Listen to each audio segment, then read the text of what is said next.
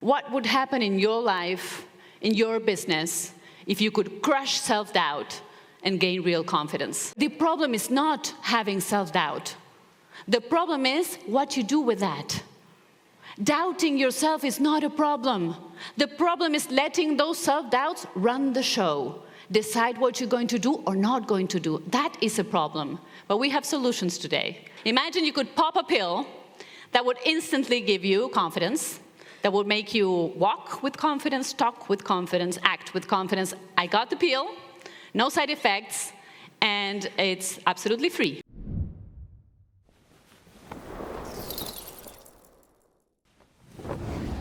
Good morning, everyone. How are you today? You're good? Okay, I'm so excited. My name is Florencia. You can call me Flo. You can call me Flor. If you cannot roll your R's, you can call me Florencia. I've heard my name pronounced in the most creative ways since I arrived here, and I love them all. And I want to start with a question for you, and the question is, have you ever wondered what would happen in your life, in your business, if you could crush self-doubt and gain real confidence? That is what we're going to do today. We're going to dive deep there, and you're going to end this session with actionable and practical tools to do exactly that. To crush self-doubt, to gain real confidence. What for? To be, do, and have whatever you want. Because the one thing you need to be, do, and have whatever you want is real confidence, and I will prove that to you. But first, if you've ever been, who's been to one of my sessions before? People from A-Fest? Yeah. Okay, you know that I like starting with 3 questions. And these are very easy questions because you will see the answers on screen, okay? First question for you is, where are you? Okay. That sounded, how do I say, a little bit too Estonian. I love the Estonian energy. I love being in Estonia, the cool, calm, collected energy, but I'm Latin. Let's go again. Where are you? Here. Okay. What time is it? Now. Who are you? This moment. This moment that never existed before, will never exist again, and that we will create together. Oftentimes we're stuck in the past, thinking, what did I forget to do? Did I forget to call somebody? Or we're stuck in the future. What am I going to have for lunch today? And we miss the only thing we truly have, which is this moment and this time that we will create together. Okay, so I want to start today by putting an end to the confidence myth. The myth that says that all successful people are confident all the time. And that if you have self-doubts, there's something wrong with you. You know, as part of my job, I work with some of the best athletes in the world. These are superstars, talented, disciplined people. These are people who have won World Cups. And these are people who struggle with self-doubts on a daily basis.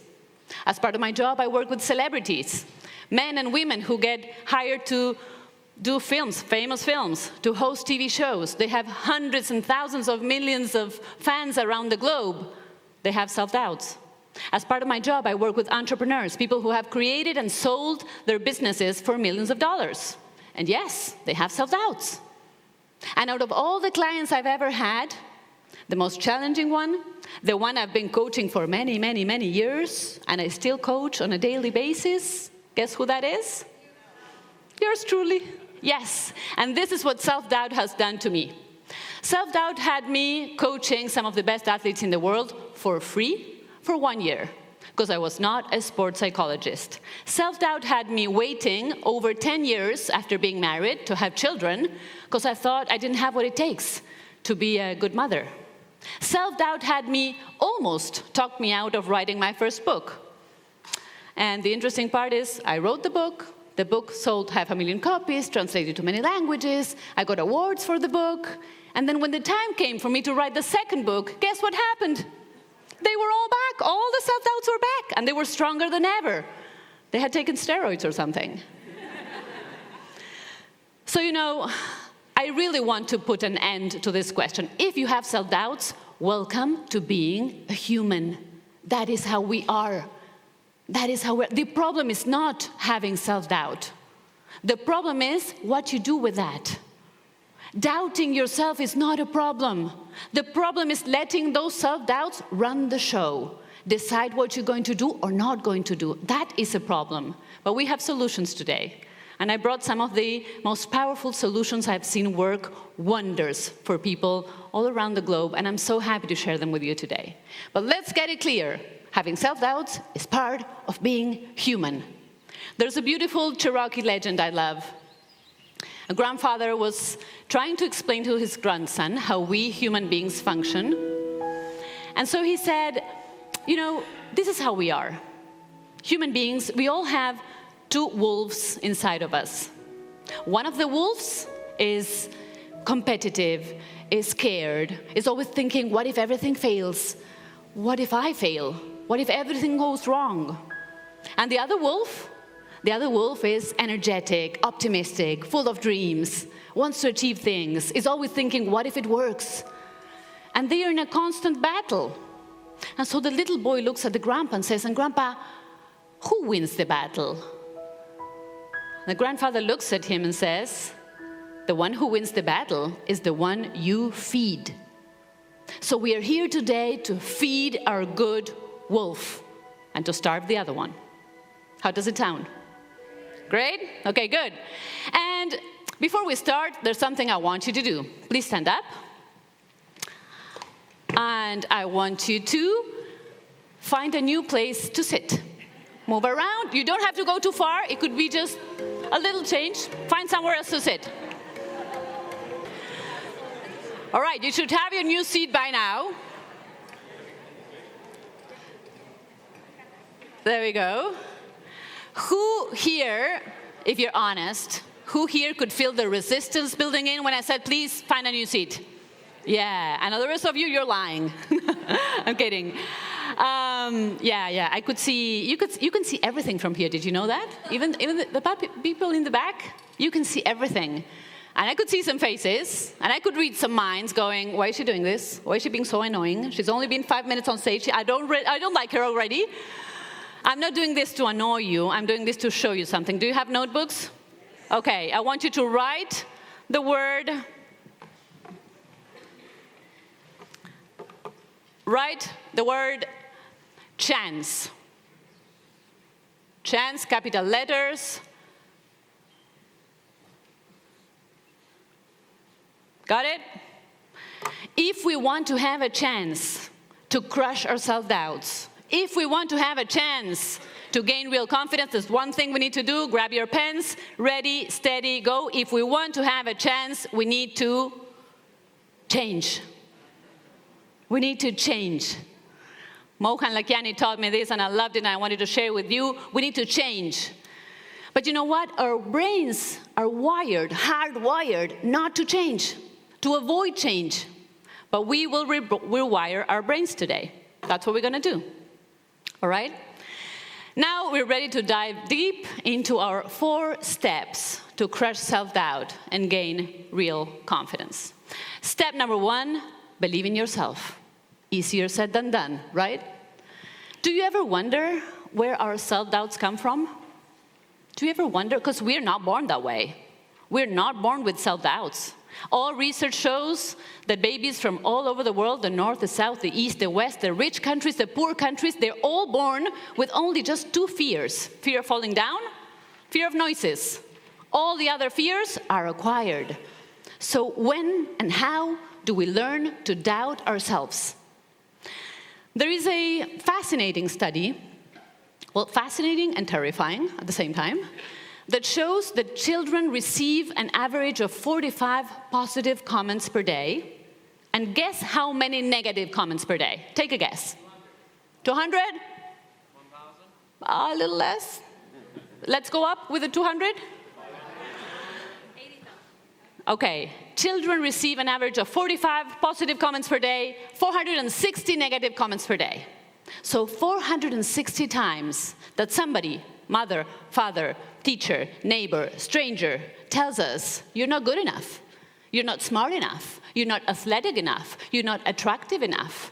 Let me do it. What's wrong with you? Are you dumb? What is wrong with you? And then those collection of comments that we get when we turn into adults, they turn into limiting beliefs. And limiting beliefs are these voices inside our heads that when we're facing something new, we have a new challenge, they go, who do you think you are? Who are you trying to fool? This is too much for you. Stop dreaming, be realistic. I was once coaching a while ago a young man, young doctor. He was in his last year of medical school, and he had a dream. And his dream was to work in the most prestigious hospital in his country. And he said, in order to achieve this dream, I need to sit for an exam, but there's 1,000 candidates sitting for the exam, and I need to come out among the top 10. And the first thing he tells me is, I have never been a top 10 student. Never. And so I asked him, did you study for this exam? And he goes, yeah, I studied. Did you give your very best? Yes, I gave my very best. But you know what, he said, it's been so many years of studying so hard and giving my very best, and I've never been even close to the top 10. And if I don't make it there, my dream, I need to forget about it. And so I told him, I know exactly what you need to take. I know exactly what you need to do. And he says, what is that? And I tell him, you need to take LSD. The guy's a doctor. He looks at me like, drugs? And I say, nope, no drugs involved in this LSD approach. And this is what LSD looks like. And so I tell him, the L stands for listen. I want you to listen to the thoughts you're having. You're saying, I've never been a top 10 student. Listen and ask yourself, is that thought giving you confidence or stealing you confidence? And he says, well, yeah, but it's the truth. I've never been a top 10. Is it giving you confidence or stealing me confidence? Well, stealing confidence. Can you realize that with that thought, you're affirming an identity that you actually want to change? And he says, well, yes. Let's move to the second step. And the second step is stop. You need to stop those thoughts the minute they appear. Stop them right away. And he goes, how? How? They're popping up all the time. And I tell him, you will have to train yourself to stop them. And this is how you can do this. Does anybody have a headband, wristband, or, yeah, oh, great, thanks. I told him, we had 10 days from this conversation to the exam, to the big exam. I told him, I want you to wear something like this, a wristband, and every time you listen to the thought, you go, snap, stop, snap, stop, snap, stop. And he goes, it hurts. Good. It's a good reminder that those thoughts hurt your identity. So stop them right away. And the D stands for, there you go, stop. The D stands for declare. There is a huge difference between listening to yourself and talking to yourself. You see, listening to yourself is something, it just happens. You're going to have automatic negative thoughts popping up all the time. Maybe you can't help that. But when you listen to them and you stop them, you can talk to yourself and you can say something that serves you and you can declare something that is in line with the new identity that you want to have. And so I told him, how about your new declaration is, I deserve to perform at my best. And he said, I like that. Okay, I want you to do this for the next 10 days. Listen, stop, I deserve to perform at my best. Exam day finally came, 1,000 candidates going into this very prestigious university, sitting for the exam. 2 days later, the results were there. And this is how they do this. They print out the names of the 1,000 candidates. They stick them to the walls, very high-tech. So they stick the papers to the walls. And this guy needs to walk into the hallway and look for his name. And so he walks in there.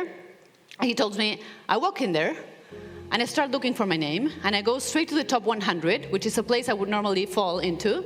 My name is not there. Top 80, my name is not there. I keep on going. Top 50, my name is not there. Top 30, my name is not there. By now I'm sweating, my palms are getting all sweaty, my heart is racing. Top 20, my name is not there. Top 10, 9, 8, 7, 6, my name is not there. And he goes, did I not even make it to the top 100? And so he says, as I'm walking, dragging myself back, feeling so frustrated and sad that this didn't happen. And I'm walking myself back, and suddenly I get a bump from a friend who carries me by the hand and says, come, Come on, look this. Check this out. You came out first. You came out first. And you see, this was more than a wristband and an affirmation. This was a change of identity. And a change of identity can happen fast. I have seen this happening hundreds and thousands of times. It can happen fast when we understand that the formula of success that we were taught is incomplete. Not to say it's just wrong. We were taught that if we study enough and if we work hard enough, we will be successful, right? But don't we all know people who know a lot and who work really hard but don't make it? Don't we all know them? So in this formula of success, there's one missing element. The one element that if it's not there, it doesn't matter how many PhDs you have. It doesn't matter how many 1,000 hours, 10,000 hours, 20,000 hours you put in. If it's not there, you won't make it. Confidence is the most important element in the formula of success. You need to believe in yourself to be able to succeed. So I want to do this with you right now, guys. I want you to pick a thought, something that you won't share this with anyone, so don't panic. Everyone's like, oh no, here we go. This one you won't share, okay? Pick a thought or something that you know that is stopping you. It could be related to your body, to your finances. It could be related to your relationships, to your business, to whatever you want. Something, like this guy had I've never been a top 10. It could be, I've never made the money I want. I've never had the relationship I want. I've never, whatever it is. Do you have it? Just raise your hand. We'll not ask you to share the wonderful thought. I just want to, okay. We all kind of have it. And now I want you to, if you have a wristband, do this with me. If you don't, just pinch yourself in the wrist and go, hold the thought and go, tack, or pinch. And if it hurts, all the better. Okay? And now I want you to choose a declaration, something that you can say to yourself every time this thought pops up, that you can say to stop it. If you have something, write it down. If not, just think about it.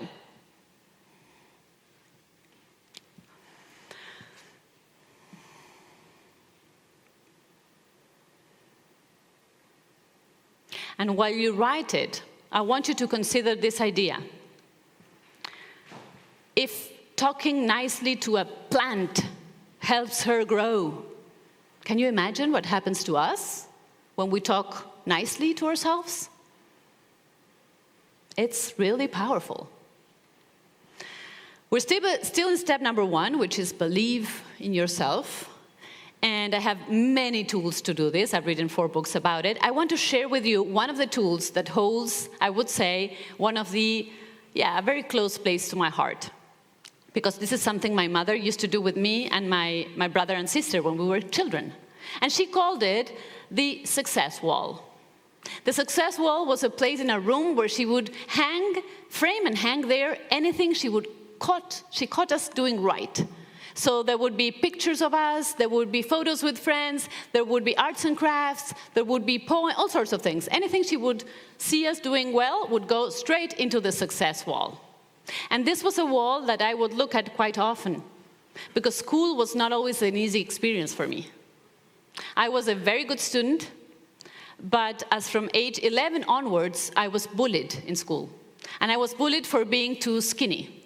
That's me at age 11. And on the good days, the boys would call me the magician. And you would feel that's a really cool nickname, right? The magician.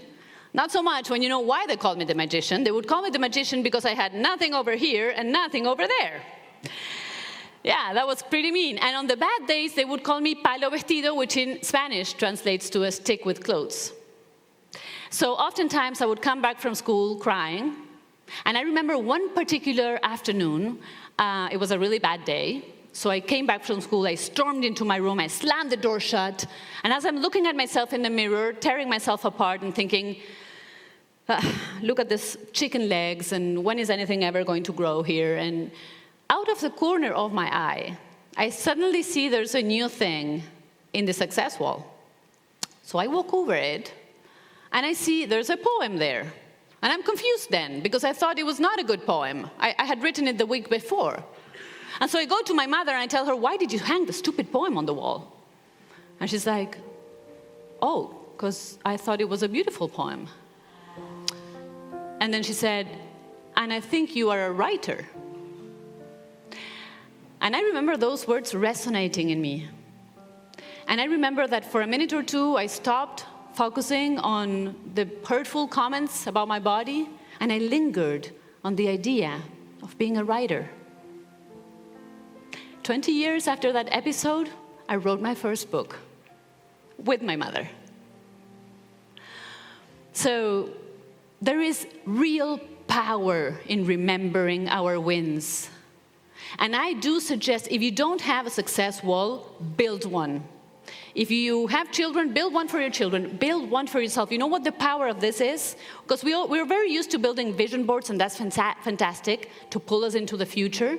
But we need a success wall to remind us of all the things we've done right.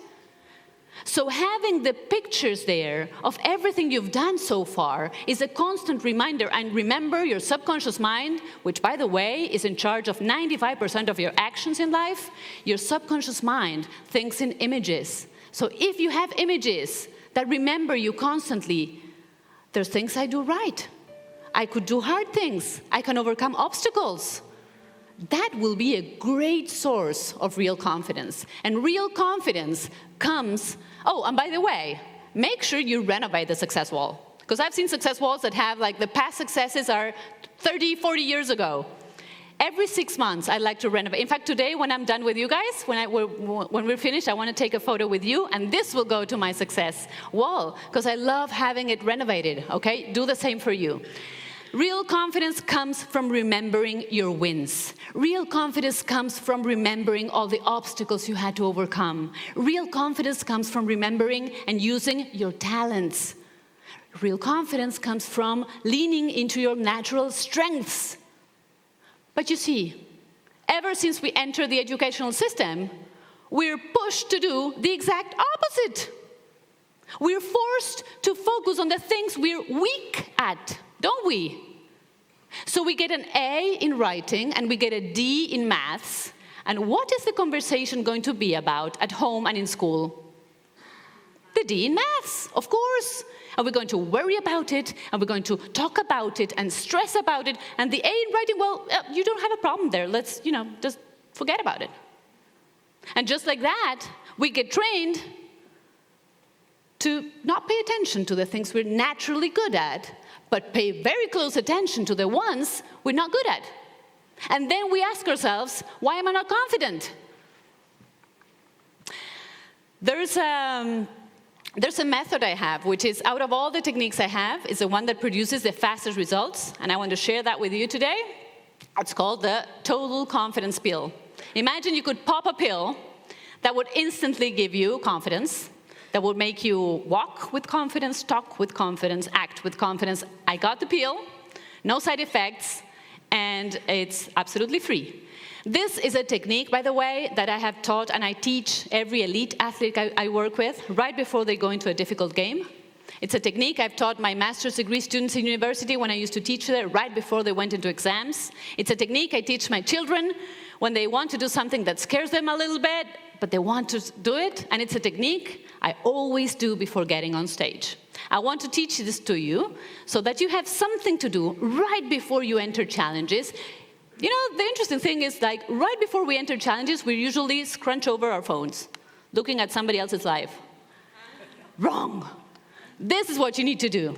In order to understand how the pill works, I need you to work with a person who's sitting next to you. So get in pairs, and I will explain what you have to do then. Find someone to work. When you've decided, one of you will be A, the other will be B.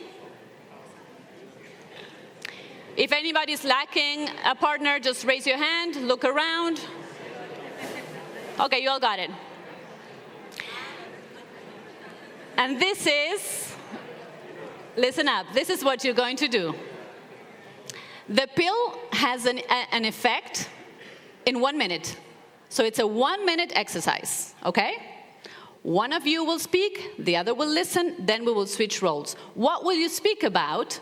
You will tell this other person, you will share your past successes. oh no, oh no. And someone's going, oh yes. Past successes, past wins, obstacles I could overcome, things I feel proud of in my life. This could look like I graduated, I bought my first car, I traveled to that country, I got married, I got divorced, I had children, whatever. And here's the secret. Here's the secret. You're panicking. Here's the secret. If you run out of successes before I say change, you know what you do? You make them up. No one will know, okay? And then we change. Do I have a timer? Yes. So decide who is going to be A, who is going to be B. A, raise your hand. A, yeah, and you go, no, you are A. Raise your hands. And when I say go, B starts. Go.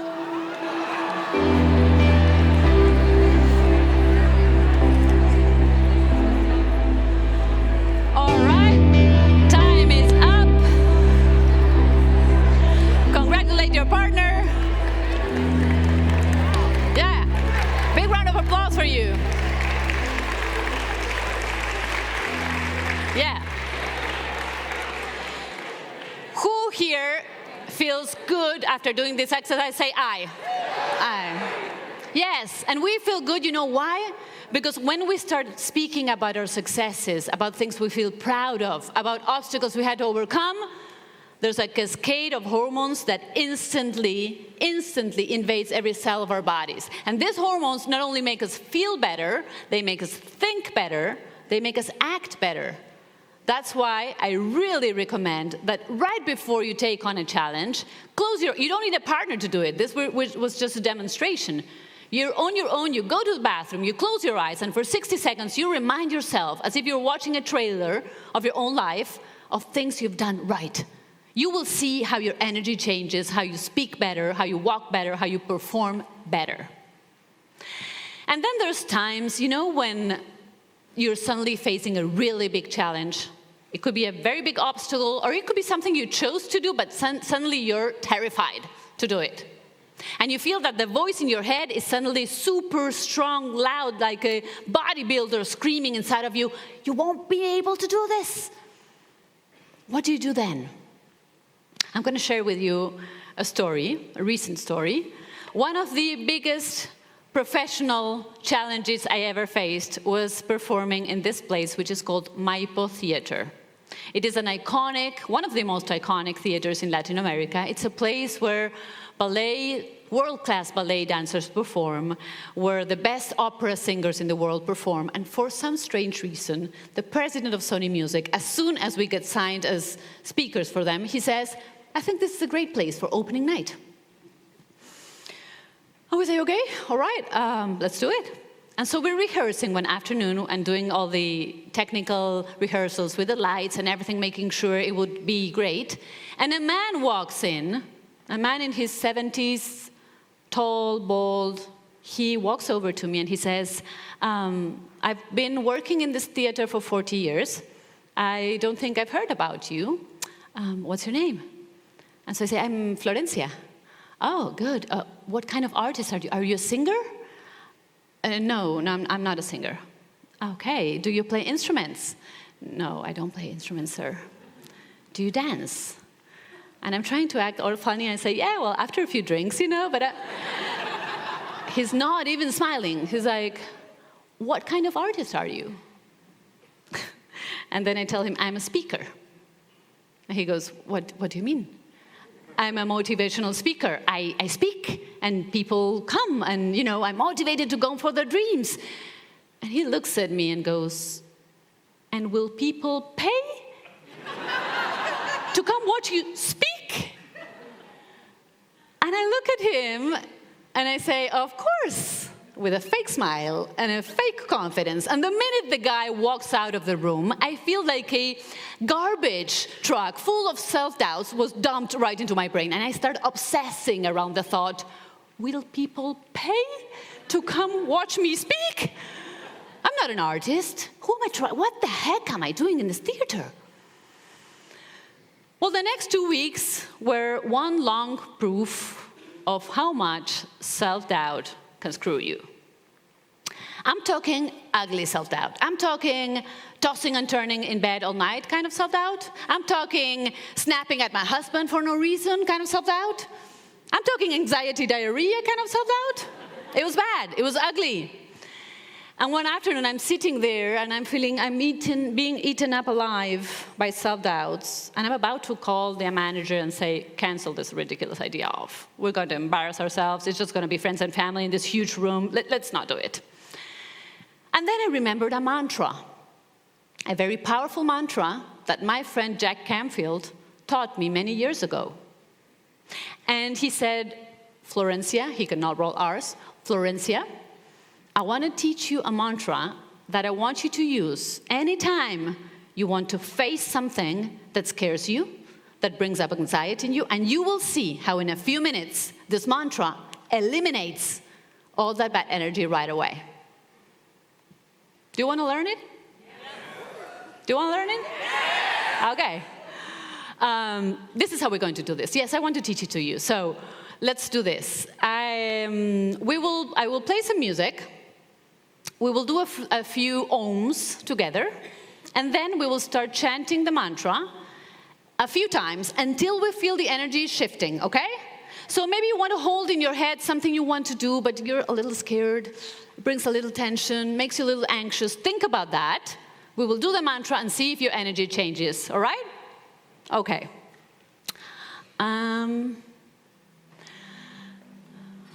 You can hold thumb and index in that position. Let go of anything, notebooks, anything. Start breathing deep through your nose, out through your mouth, in through your nose, out through your mouth. One more time. We're going to Om. Deep breath in. Om.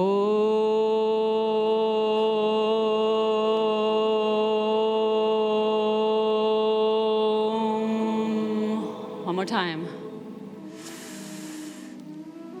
Om.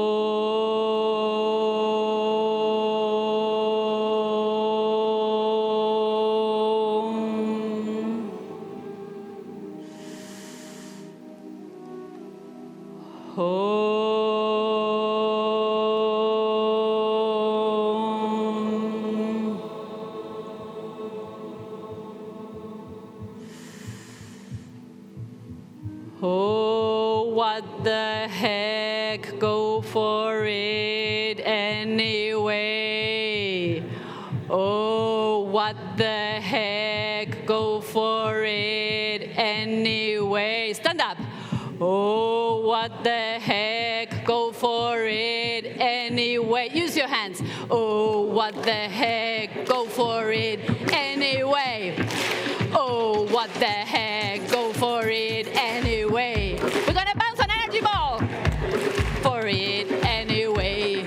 Oh, what the heck, go for it anyway. One more time.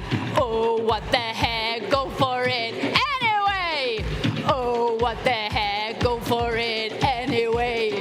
Oh, what the heck, freestyle it anyway. Oh, what the heck, go for it anyway. Oh, what the heck, go for it anyway.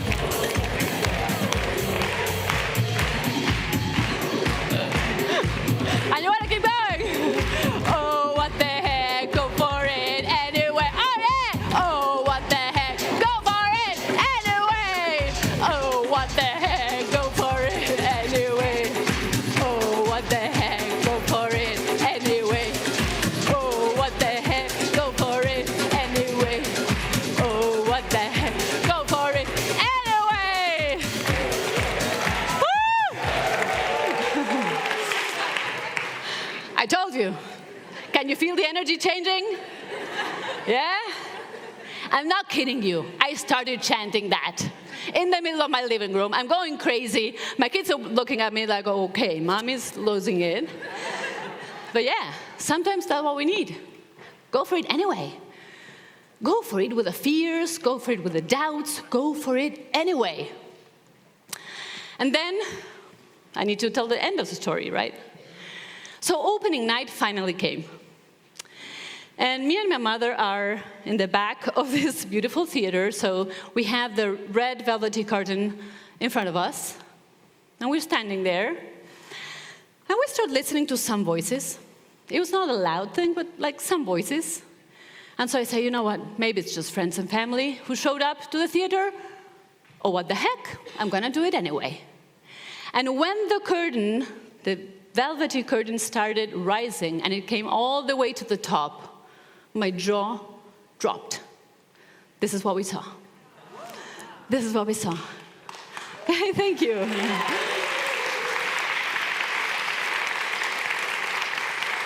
Full house, sold out tickets, people waiting in line. We had to do the show 4 times. We had the longest and loudest standing ovation we could ever imagine, and this marked the beginning of our Latin American tour, knowing some of the most beautiful stadiums and theaters in the area. But, plot twist. It didn't last long. This was one of the happiest days of my life. It did not last long. The morning after, I wake up, and I'm still lurking in the beautiful emotions. You know how it can last for a few hours? So I'm still like enjoying myself, feeling so proud. I get a text from my friend who says, hey, I just heard your story from last night is being covered on national newspaper. It's a 2-page article, go get it. I rush myself out of the door. I get the newspaper, I cannot wait to go back home. I'm sitting in the car, flipping through the pages, and then I see it. And I go, yeah, happy dance, beautiful photo. And I start reading the lines, the first lines, and I will never forget those 2 lines. It said, last night, a social phenomenon took place in downtown Buenos Aires. A girl with an unhealthy body weight, resembling a walking skeleton, was teaching other people how to believe in themselves. I'm not kidding you, I'm not exaggerating, exact textual words. And I'm holding the paper there, and I suddenly feel I'm 11 years old again. This happened 12 years ago, okay, and I can remember it as if it was yesterday. And I was 11 years old again, but this time the bullying was not coming from my classmates, it was from a journalist on national newspaper. I felt a wave of shame covering me, and what do you do when you feel that way? You start blaming yourself. So I went, what was I wearing yesterday? So I went back to the pictures and I'm like, why was I wearing those stupid skinny black pants? I should not have worn that. And then I went from that to being angry, super angry. So I decided to call my PR and tell her, you need to hunt this journalist down and explain that everything he wrote there is BS. The PR is not picking up the phone. So I say, I'm gonna do it myself. I'm gonna hunt this person down, and he will have to say, I'm sorry, on the paper. So I go back to the article, and I start scanning it, looking for the name of the journalist, because I'm gonna call the newspaper. The name is not there. The article is not signed. And then it dawned on me that I was allowing one negative comment from someone I did not know to ruin one of the best days of my life. And then when I realized that, I decided to completely change the strategy. I decided I would not try to convince this person about my worth. I would convince myself. I would not try to remind this person how much work and effort I had put into that. I would remind that to myself. I would not try to gain respect from him. I would show respect for myself. And this is how I did it. And I want to teach this to you because you too will be criticized. And it doesn't matter if it's on national newspaper, on your Instagram feed, in the boardroom, in your bedroom. It doesn't matter if it comes from someone you love, from someone you don't like that much, or from a mix of both, like your mother-in-law, maybe. Dear mother-in-law, if you're watching this, I love you. It's a joke, okay? It is a joke. What is not a joke, though, is the power that one negative comment can have in your life if you allow it to. And I'm not talking about feedback here. Feedback helps us grow. Sometimes we need to listen to things we don't enjoy listening to, but they help us grow, right? No, I'm talking about blunt negativity. I'm talking about those comments, you know, that resemble a dart with a little bit of poison in the tip that somebody throws at you just to bring you down. Have you ever had one of those? Everybody's going, So what do you do then? This is where I use a strategy that I call my personal shield. And I know it might sound a little immature for a 42-year-old woman to say personal shield, but it works like a charm.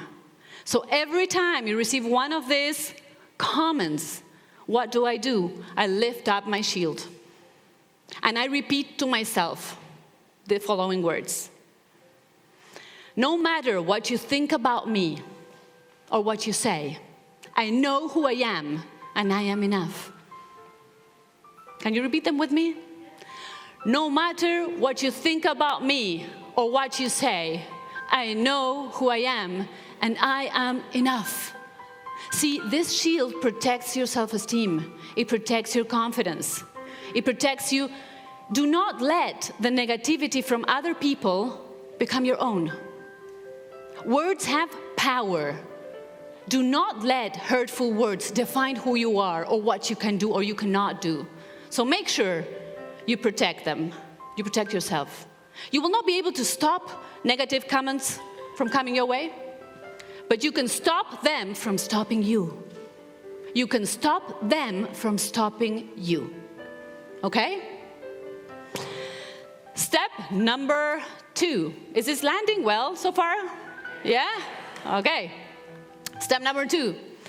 So step number 1, believe in yourself. We've seen a few elements. Now, step number 2 has to do with gaining total clarity about your life.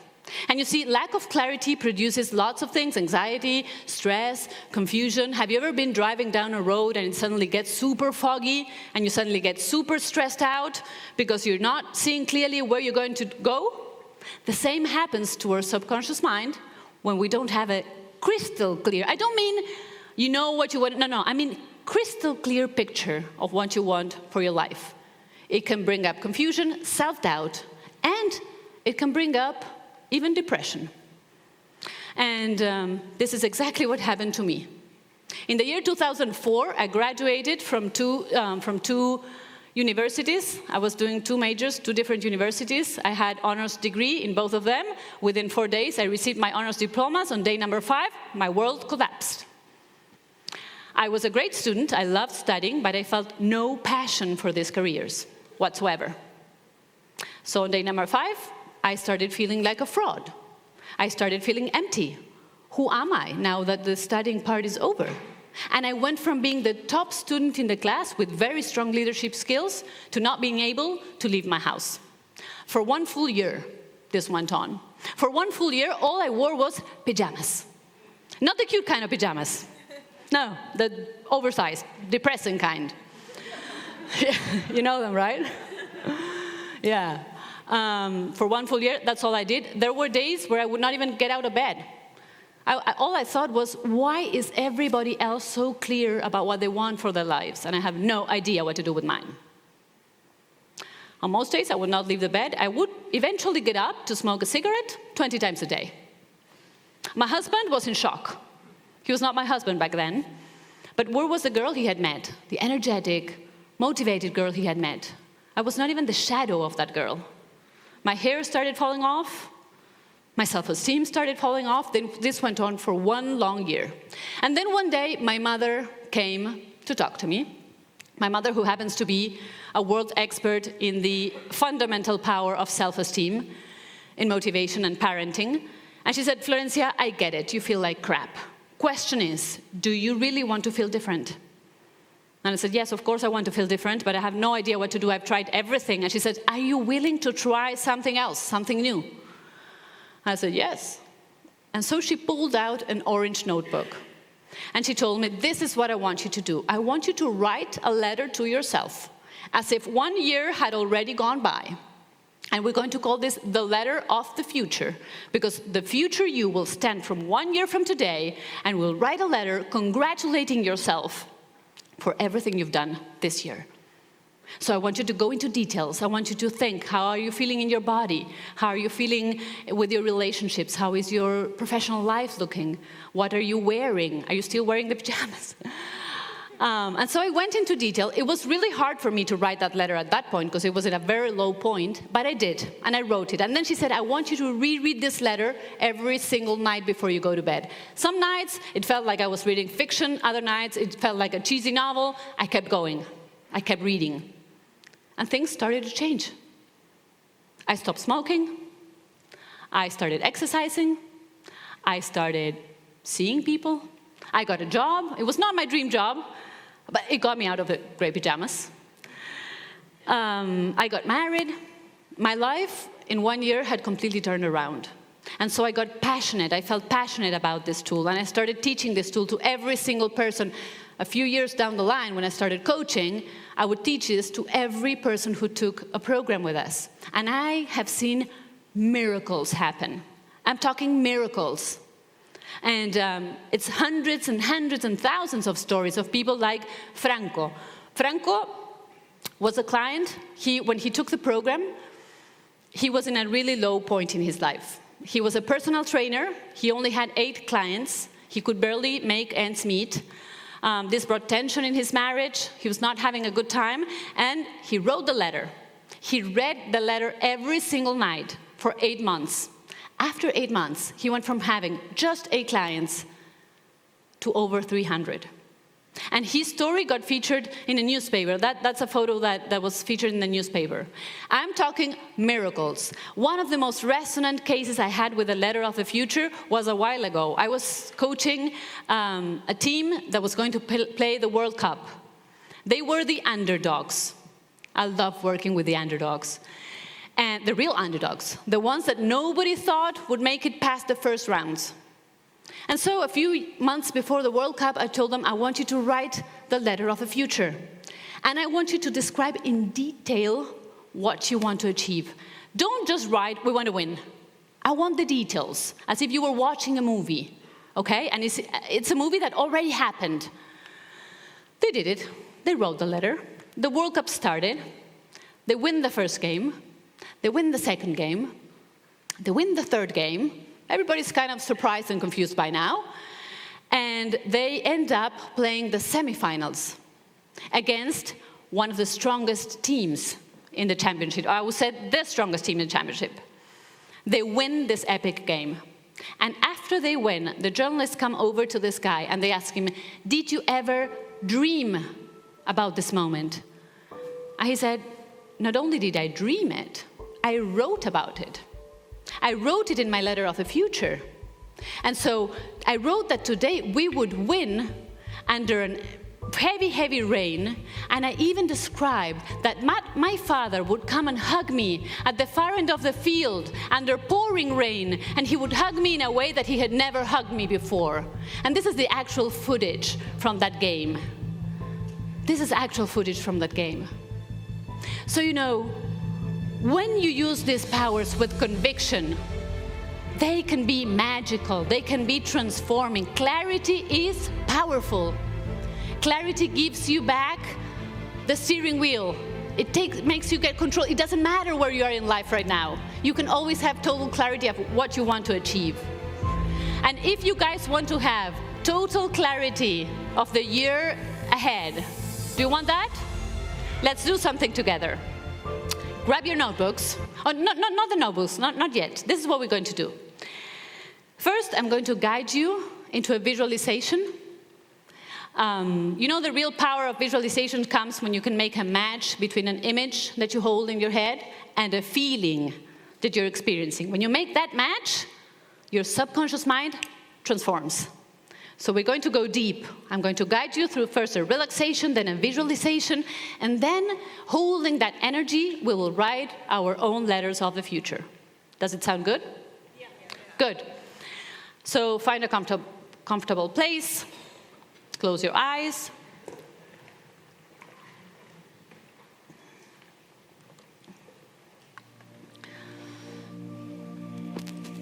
I want you to start breathing deeply through your nose, out through your mouth.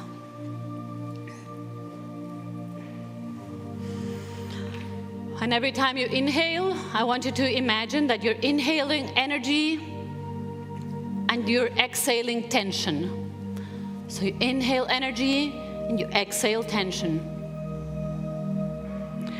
Inhale energy to your head. Exhale tension from your head. Inhale energy to your neck and shoulders. Exhale tension from your neck and shoulders. Inhale energy to your chest. Exhale tension from your chest. Inhale energy to your belly. Exhale tension from your belly. Inhale energy to your hips. Exhale tension from your hips. Inhale energy to your legs. Exhale tension from your legs. I want you to picture there's a white light that will come up through the soles of your feet. And this white light, pure crystal clear light, will clear your system. It goes in through the soles of your feet, up through your legs, up through your hips, up through your belly, up through your stomach, through your arms, to your chest, and it goes all the way to your head. And now I will count down from 5 to 0, and when we arrive there, you will be landing in the middle of your brain. You will dive deeper and deeper into the center of your brain. 5, dive deeper. 4, deep into the middle of your brain. 3, 2, 1, 0. You're in the middle of your brain. You're sitting in the middle of your brain in a comfortable chair. You're facing towards your eyes. And now you see that a few meters in front of your eyes, ahead of your eyes, is a big white screen. Colorful, high definition, the best screen you've ever seen. And in this screen, you will start projecting the images of the year you will have ahead as if they were already happening. Abundance is your birthright, and every creation starts here. So we will start creating with abundance. I want you to think of your relationships. Friends, family, what is your relationship with them in the year ahead? How do you feel?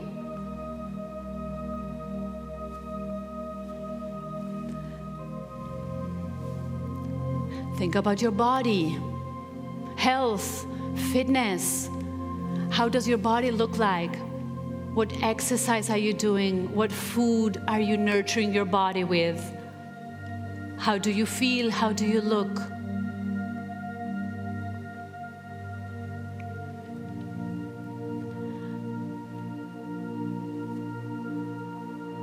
I want you to think about success. What does success look like in the year ahead? What would need to happen in your life to call it successful? See the images, describe them, feel the emotion.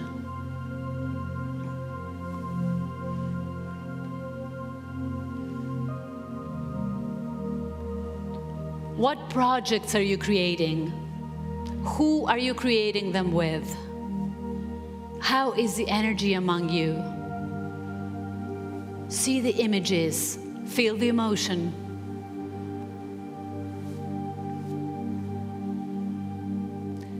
Think about your personal growth now.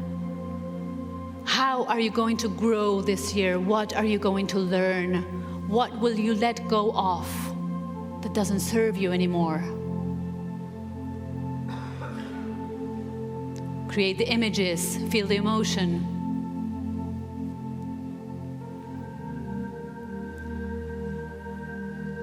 And now you see in this wide screen ahead of you a mixture of images that describe the year ahead. And it could be a mix of experiences, travel, people, words. Just make a mix of these images. And the screen will gradually start moving farther and farther away into the horizon. it's not going away. It's just waiting for you on the other side of this amazing year that you have ahead of you. Feel gratitude. You can smile and inwardly say, may all of these things or something better manifest in my life. Take a deep breath in and a deep breath out. One more time, deep breath in, deep breath out. Now, holding this energy, I want you to write down in your notebooks your letter of the future. And a good way to start is, dear, you put your name, I want to congratulate you for everything I've been seeing you be, do, and have this year. Write down a few of the things you saw. You will continue this letter, but I want you now to take a few minutes and write this down. The year has already gone by. You're writing from the future, congratulating yourself for everything you've done, everything you've overcome, everything you've changed.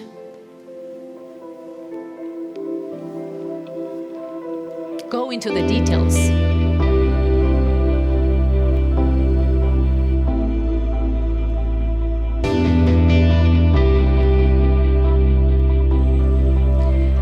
And you will be able to continue, and I will encourage you to continue writing the letter of the future. And not only to continue writing it, but to continue reading it. Read it every night before you go to bed. It will take you 3 minutes to reread it. And it's the best thing you can do before you go to bed. You know that the last thing you read, you talk about, or you see is the thing that your subconscious mind works on the entire night. So make sure you read something that nurtures that, okay? And there's one more thing I want you to do with this letter, which is something that seals the energy of this letter. And I love how everybody is still writing, and I love to see you so engaged with your letters of the future, because this is a magical tool, as I have shown. I want you to, whatever you've written, hold that in your hand, and I want you to repeat the following words with me. As we said, words have power. And the words we say to ourselves have immense power. So if after reading this letter, you can say things like, let's do this together. This is me. I was put on this world for a reason. I am not here to fit in. I am here to stand out. I am not here to hide. I am here to thrive. Abundance is my birthright. Confidence is my birthright. I deserve to have my dreams come true. I believe in my dreams. And I believe in myself. Big round of applause for you.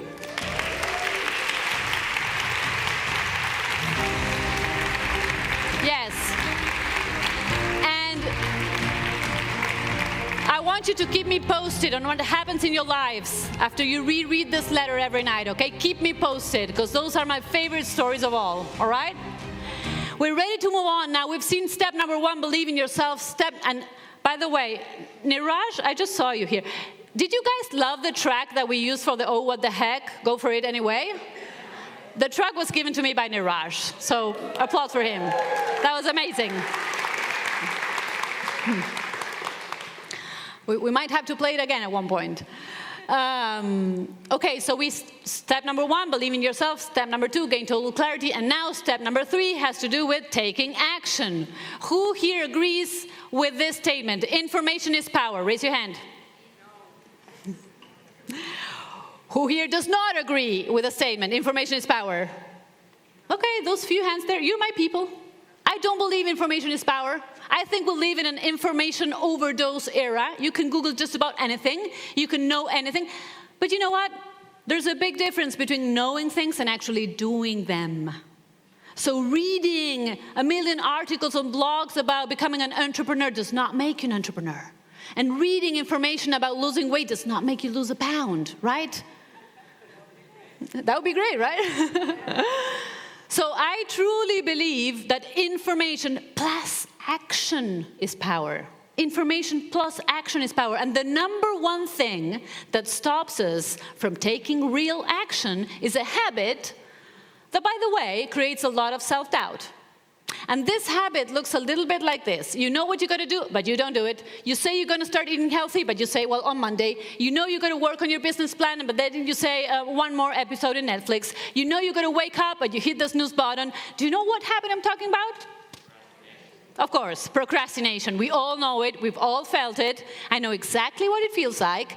And I know, and listen to this, procrastination has nothing to do with being lazy. I'm going to say that again. Procrastination has nothing to do with being lazy. I will share with you one of my most embarrassing moments, most embarrassing procrastinating moments. I had 24 hours left to hand in my final edit of the 4th book to Penguin Random House. I had been heavily procrastinating on doing that edit for a couple of days. But then this is Sunday, I had to hand it in on Monday, and I say, this is it. No more procrastination. So I take the computer to the living room. I get all set there. I get my water. You know how you need lots of things to get started. I get the water. I get the nuts. I get everything. And as I'm about to start, out of the corner of my eye, I see a yellow stain on the curtain. Not only do I see it, I think I can even listen to the curtain saying, "Come wash me. Come wash me." And so I tiptoe my way to the curtain. I tiptoe my way back to the laundry room. I get back with a ladder. I get on the ladder, and as I'm unclipping the curtain, I look at all of the other curtains. And I think, if I'm going to do it, I'm going to do it right. So I start unclipping all the curtains in the living room.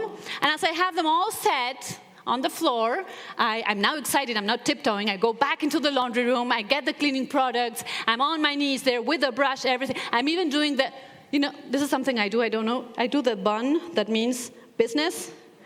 I'm in business. You women know what I mean. So I'm there, channeling the Marie Kondo in me at a really appropriate time. And my husband walks into the living room. And he looks at me and he says, what exactly are you doing? I'm cleaning the curtains. Weren't you supposed to be finishing the edit? This was the do it right now edit of the book? Well, yes. But who can edit the book with all these dirty curtains flying around? He looks at me like, you just landed from Mars, lady. What's wrong with you? There's 2 main reasons why we procrastinate. 2 main reasons. But first, before I say them, does this happen to you ever? Are you brave enough to say, yes, I do procrastinate? Yeah. Sometimes the productive procrastination, like cleaning the curtains. Sometimes the really unproductive one, like I'm just going to do 5 minutes of Instagram. And then you know how that ends, right? 2 hours after that, you're still in the couch looking at the photos from this friend you haven't heard of in 20 years. Yeah, we've all done that. 2 main reasons why we procrastinate, because in our defense, procrastination has nothing to do with being lazy. Reason number 1 why we procrastinate is because we are stressed out by that thing that we got to do. And our brain is designed to protect us from that stress. And so it will redirect our attention elsewhere. The curtains, Instagram, the messy drawer in the kitchen. So that is reason number 1. And the one thing that creates a lot of unnecessary stress is self-doubt. So the reason why I was procrastinating heavily on doing that book is because I was full of self-doubts. I was feeling, what if this is the one book that I really fail at? What if my editor thinks it's crap? What if my readers think it's more of the same thing? So as I'm having all those self-doubts, of course, when I finally get myself to work, the brain goes, what? We can't take this anymore. Go elsewhere. So reason number 1, deal with your self-doubts. Stress will come down. Procrastination will also lower. Reason number 2. Many times we procrastinate because we just don't feel like doing it, right? We're not motivated.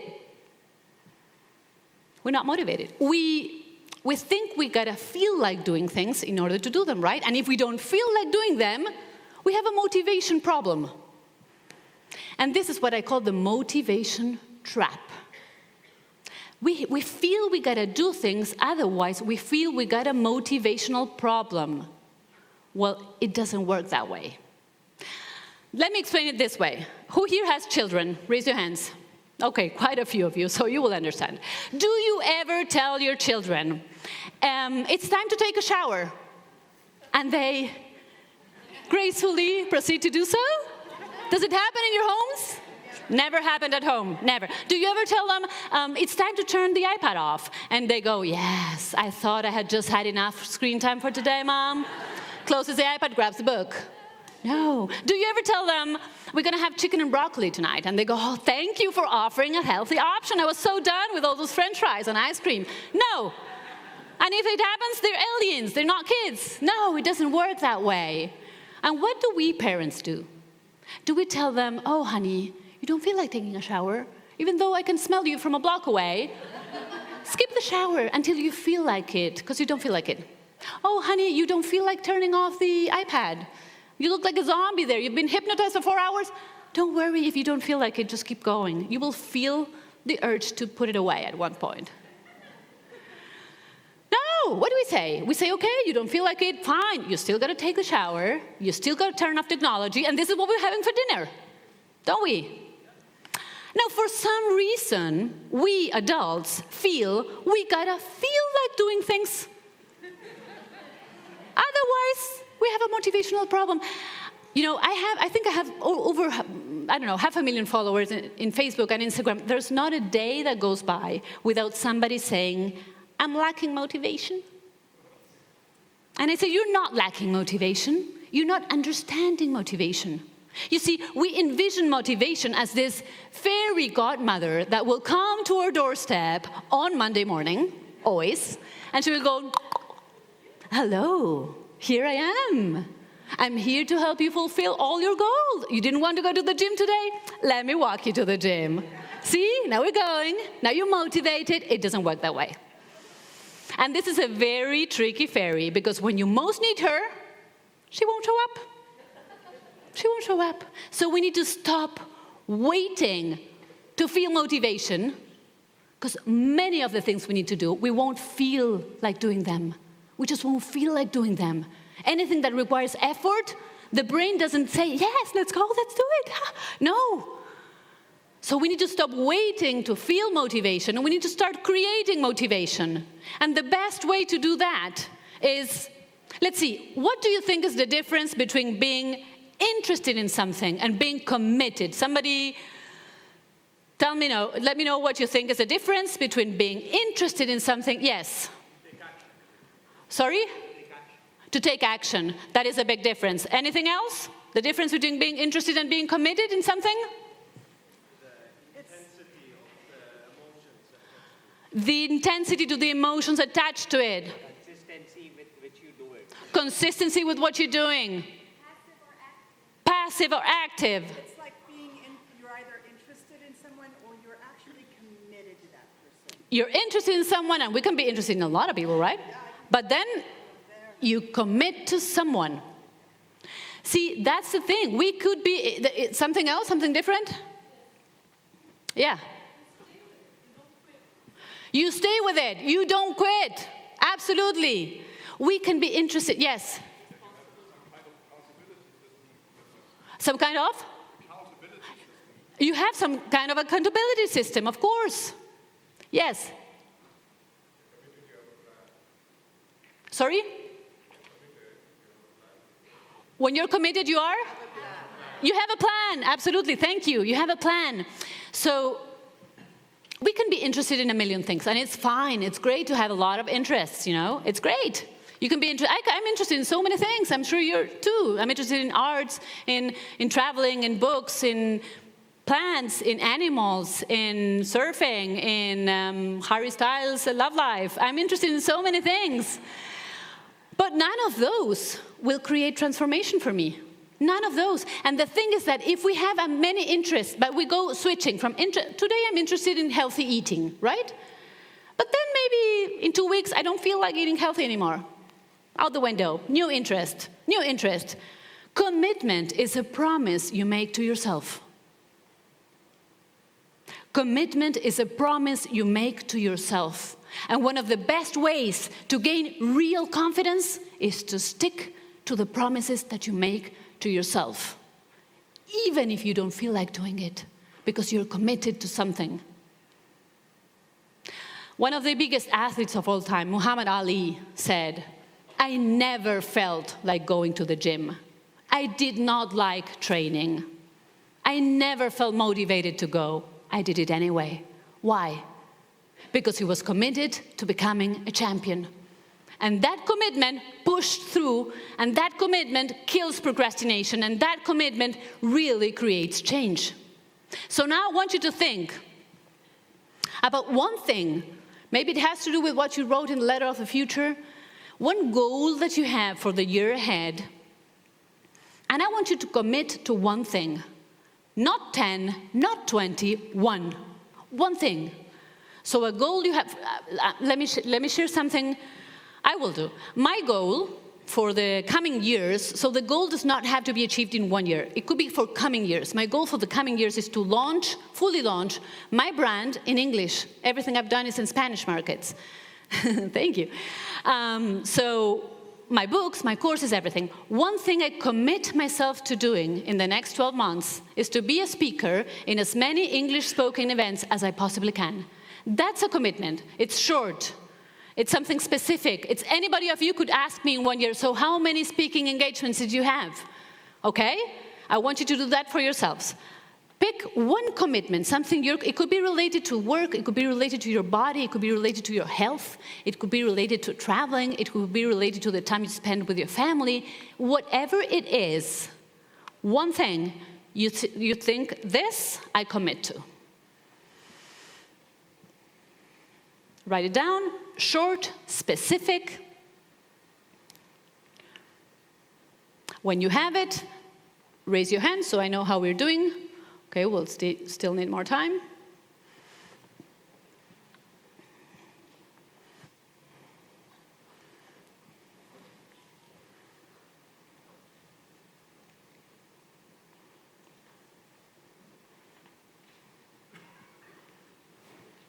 Don't write a book, you guys. It's a short commitment, okay?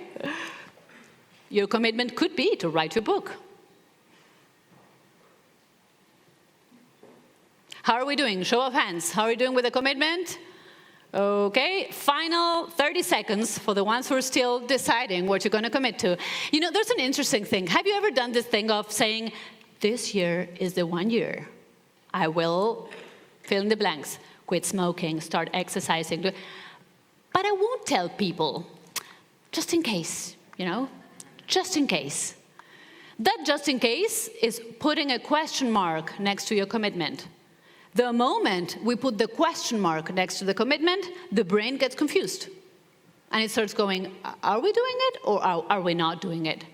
And then your energy dissipates. Instead of being laser focused, it goes everywhere. So you want it laser focused to one commitment. Show of hands, how are we doing? Okay, we got it. And this is what we're going to do next. If you want to change something in your life, there's 3 things you gotta do. You gotta think about that. You got to write about the new reality that you want to create, and you have to talk about the new reality that you want to create. So you just thought about it, you just wrote about it, and now comes the talking part. And this is how we're going to do this. You're going to make your commitment public. I can see the horror faces. You will make your commitment public because, why? Because this will add power to your commitment. This will add accountability to your commitment. This will add a lot more energy, trust me. And there's hundreds of people here in the room today, so use this energy to build your confidence in your commitment. And this is how we're going to do this. When I say go, you will stand up, and your mission, without going crazy to completely crazy, just with the people around you, you can walk a little bit, okay? I want you to meet as many people as you can and share your commitment. It's going to be super short. It needs to be, my name is Florencia. My commitment is to be a speaker in as many speaking English events as I can in the next year. She or he shares his. Thank you, goodbye. And we move on, okay? Your mission is to find as many people as possible in the few minutes that I'm gonna give you to do this. So please stand up. On your marks, get set, go.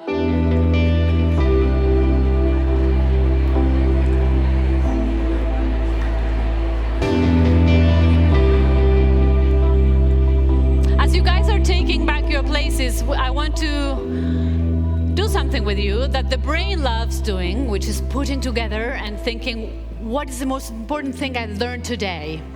So before we move on to our next step, I want to know who of you would like to share what was that thing you learned. Okay, we have hands here. If we can go with a mic around. What did you learn? What did you experience? What was the most important thing you felt? Yes. The most important thing is definitely going to be that letter and reading it every night and just feeling perpetual celebration for all the things that I've already done. You know, really celebrating all of the harvests that we've already had. Perfect. Even though you're waiting for the next one, they're celebrating the first one, which is beautiful. Thank you. Congratulations. Thank you. We'll keep the mic going. Let's just lower the music a little bit. Not entirely. Yeah. My insight is that whether you feel like it or not, that's the one. Just working the commitment every day, 1 hour on my article. Yeah. Yeah, for commitment. Yes, give her a hand. Let's move on. Hey. There's hands all over. Okay. Okay. You just, okay. Oh, sorry, Clara. Don't worry. My name is Clara, and I have been doing the future letter for almost 1 year, and it works. And it works so hard. It's amazing. And what I learned today is that sometimes I feel guilty for not just believing in myself all the time. So it's amazing to see you there being so vulnerable and so open to everybody. You just need to believe in yourself, but sometimes you can't, and it's fine. It's part of the way. It's totally fine. I doubt myself every day. Having self-doubt is not the problem. What you do with them, that's in your hands. Thank you. Thank you. Hello, I'm Carolina from Peru. Well, actually, for me, it was the same takeaway as Clara. Before, I used to feel bad every time I had self-doubt, but now I realize that it's okay, and the most important thing is what you do with it. And I'm definitely gonna do my success wall. So thank you very much for it. Great. Hi, Florencia. Hey, Oh. my name is Amani, and I have to say I'm crying tears of joy because just saying this commitment out loud and feeling it, I feel like it's already happening. So that's what I learned. It's Thank on you. its way. Thank you. Yeah. Hello, my name is Carolina, and your story, I resonate so much with it. I had the same. And what I take from this is the confidence pill. I've never seen this before, and it's so easy and so effective. It is. Just remember all the good shit you have done. So good, thank you. Thank you. Thank you very much. Okay. I'm Sheetal from USA. Thank you so much for this. My takeaway is, even if I'm scared, to be fearless. I'll keep feeding the good wolf and not wait for the bad wolf to go away. It's going to be there, but it's what I feed. Yes, Thank you. yes. Let's have two more. Hi, my name's Leslie from Scotland, and mine is to take the mantra, oh, what the heck, I'm going to do it anyway, in the context of my procrastination, which is about working on my core health. And I aim to have the health level of being at least 5 years younger than I am today. Yes. Yes. Hi. Even though I think I'm a confident person and I usually just go for it anyway, you just made me realize that I do have debilitating self-doubt when it comes to my own work and what I'm doing. And even though I was planning here to just coming here to just sit on my computer and do my bookkeeping silently, the back row here, as you can see me standing here. Yeah, I know you people in the back row all do that. Yeah, I was completely engaged the entire time, and I really enjoyed your presentation. So it overpowered my bookkeeping needs. Thank you. Thank you very much. Thank you very much. All right, so we're now ready to move on to our final step. A quick reminder, we have believe in yourself. We've had a few tools there. Gain total clarity. We've had a few tools there. We got take action. Stop waiting for motivation. Create it with a commitment. And now we're moving on to our final step, step number 4, which is a lot more than a step. It's an attitude towards life. It's an attitude that our ancestors had very, very clear. They worked by it. They lived by it. Previous generations it was their way of living. But currently, it seems like the modern world is pushing us to believe that everything that is not an overnight success is a failure. And so we read all the stories in social media about how I lost 50 pounds in a fortnight and how I became a millionaire in a weekend. And we all feel a little bit like, am I going too slow? Do you ever feel like that? Is my progress not being fast enough? Am I dumb or something? Well, no. If you really want to crush self-doubt, if you really want to gain total confidence in yourself, there's one thing we need to know. We need to persevere. We need to persevere. There is a tree that is called the Japanese bamboo. And this could be considered the slowest growing tree in the world. The bamboo grower plants a seed, and for 1 entire year, he sees nothing, just soil. But he keeps taking care of the seed. He waters it, he takes care of it. The second year, what happens? Nothing. He sees nothing, just soil. Third year, the same. Fourth year, can you imagine? 5 years taking care of a piece of land and nothing is happening? But he keeps going. He keeps going. And then, after 6 years and 7 months, out of the surface of the earth pops out a plant that grows 32 meters in a month, 5 centimeters per hour. This means that if you watch at this plant, you look at it closely, you can see it grow. The question is, what was happening in those 6 years and 7 months where apparently nothing was going on? What was growing? The roots. And these were strong roots to support the explosion of growth that would one day take place. So if your dream is taking a little bit more than you expected, keep working on it. Keep working on it. Keep going. Keep going. It will eventually happen if you don't give up. If you don't think, where's my plant? What's going on here? Nothing is going on here. I'll just leave it alone. The roots are growing. Keep going. You know, we all have different dreams. We're all very different here. We have different dreams, different lives, different pasts, different futures. But we all have one thing in common. We're all born with total, absolute confidence. It is our birthright. So we can claim it anytime we want. And today I've shared some powerful tools to do exactly that, to claim your confidence back. And you can do this by believing in yourself. And believing in yourself starts the moment you decide to stop all those thoughts that are not helping you, that are not affirming the identity you want to have. LSD, listen, stop, declare. Build your success wall. Build it and flood your subconscious mind with your past successes, with the things you were proud of. And you will see what happens. You will see the effect. And keep going. Take the total confidence pill before you have to do a challenge. Think about those successes. Hold them in your head. That's the thing to do before a real challenge. And when everything tries to stop you, what do we say? Oh, what the heck? Go for it. Anyway, we use a powerful mantra. And we can use our shield, our personal shield. When negative comments come our way, when people want to bring you down, when they want to bring your project down, you put up your personal shield and you say, no matter what you say to me or what you think, I know who I am. And I am enough. And then you work on gaining total clarity. You gain on clarity. You dissipate the mental fog that lack of clarity creates. You read your letter of the future every single night, and you will see what happens. And then you take action. You beat procrastination by stopping to for the motivational fairy to arrive. She's not going to come. Nobody's come to tell you, stop scrolling, start working on your business, but nobody's coming. But you can do that for yourself. How? With commitment, with a very strong sense of commitment. And then, don't give up. Do not buy the stories that say that everything needs to be a success overnight. Persevere. Keep working.